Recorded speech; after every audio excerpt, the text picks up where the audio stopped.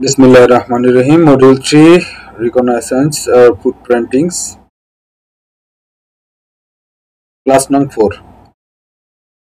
তো আজকে আমরা দেখব হচ্ছে হোয়াইসের প্রোটোকলের গত ক্লাসে আমরা দেখেছিলাম whois.domaintools.com। এটা ইউজ করে আমরা কিভাবে একটা টার্গেট ওয়েবসাইটের ইনফরমেশন নিতে হয় দেখেছিলাম। আজকে আমরা দেখব হচ্ছে ল্যাবে দেখব আমরা প্র্যাকটিক্যাল দেখব হচ্ছে who.is এই টুলটা ইউজ করে কিভাবে একটা ওয়েবসাইটের টার্গেট ওয়েবসাইটের ডোমেইনের ইনফরমেশন নিতে হয়।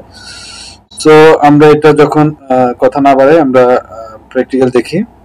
প্রথমে দেখে নিই আমাদের হচ্ছে who.is একটা গুগলে আমরা সার্চ করলে আমাদের এরকম একটা পেজ আসবে। এখানে আমরা সার্চ ইঞ্জিন যেখানে সার্চ করব সার্চ ইঞ্জিন ইউজ করব। এখানে আমরা আমাদের টার্গেট ওয়েবসাইটটা দিব এন্ড সার্চ করব, দেন হচ্ছে আমাদের এরকম একটা ইনফরমেশন চলে আসবে। দেখেন আমরা certifiedhacker.com এটাতে আমরা সার্চ করেছি, এর মধ্যে registration information, company and URL name চলে আসছে। তারপরে আসছে দেখেন expire date, created date and updated date চলে আসছে, ডিএনএস সার্ভার। এখানে দেখেন নতুন একটা ইনফরমেশন আসছে, সেটা হচ্ছে এর আগের ওয়েবসাইট আগের টুলস আমরা দেখেছিলাম আমাদের হোস্টিং ডিএনএস সার্ভার দুটোটার নাম আসছে, শুধু আইপি দেয়নি। কিন্তু এর ভিতরে দেখেন দুটোটার আইপি অ্যাড্রেস পাশে এখানে চলে আসছে। তারপর ডোমেন স্ট্যাটাস আসছে, contact information and admin contact information total চলে আসছে। দেখেন অ্যাড্রেস লোকেশন চলে আসছে, মেইলিং অ্যাড্রেস চলে আসছে, ফোন নাম্বার চলে আসছে। তারপরে গিয়ে হচ্ছে আমাদের যা যা এক কথা হচ্ছে আমাদের একটা ডোমেনের যা যা দরকার আমাদের এখানে সব চলে আসছে। তো আমরা এখন একটু দেখে নিই, আমরা একটু প্র্যাকটিক্যালি দেখবো কিভাবে যায়।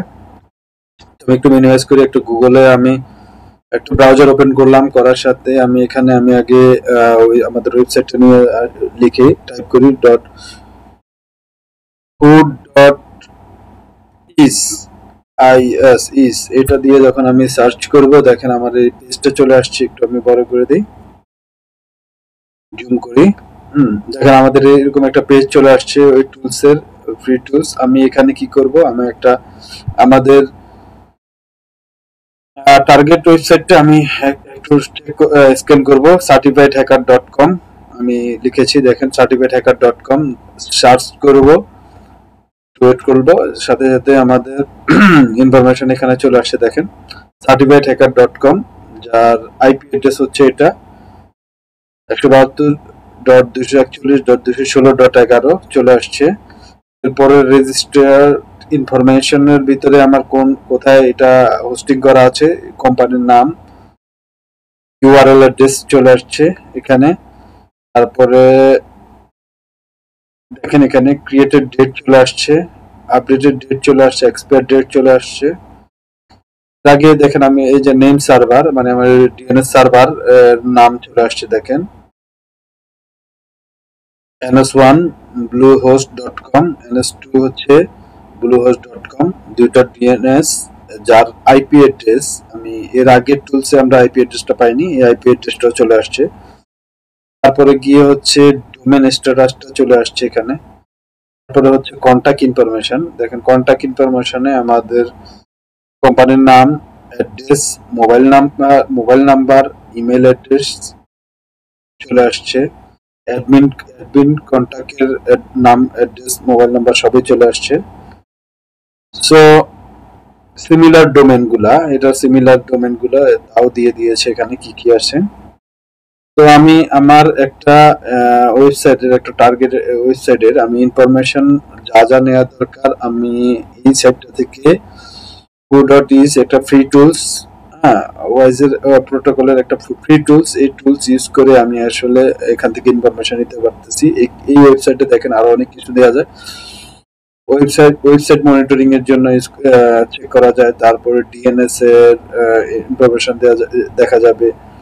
তারপরে গিয়ে এখান থেকে ডোমেন ইভেন্ট দেখতে পারবো। তারপরে গিয়ে এখান থেকে আমরা দেখতে পাচ্ছি ওয়েবসাইট মনিটরিং এর জন্য ইউজ করা হয়। এখানে আমরা এই টুলসটা দিয়ে আরো অনেক কিছু আমি একটা ওয়েবসাইটে নিতে পারি। সো আমাদের এরকম ফ্রি টুলস আমরা যেটা করলাম সেটা হচ্ছে টোটালি আমরা লজিক্যালি ভার্চুয়ালি যেটা করলাম, ইনফরমেশনটা আমরা এখান থেকে নিয়ে আসলাম। সো আমরা এরপরের ক্লাসে আমরা দেখব এই টুলসটা, এটা দিয়ে আমরা প্র্যাকটিক্যালি ক্লাস আমরা কিভাবে ইনফরমেশন নেই। ইনফরমেশন সবই একই, সিমিলার, কিন্তু এক একটার একটু ডিফারেন্ট কিছু থাকে।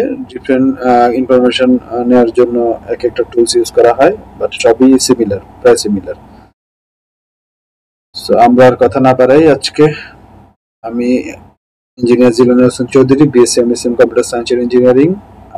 আমার এখানে ডিটেলস ইনফরমেশন দেওয়া আছে, আমার ইউটিউব চ্যানেল লিংক দেওয়া আছে।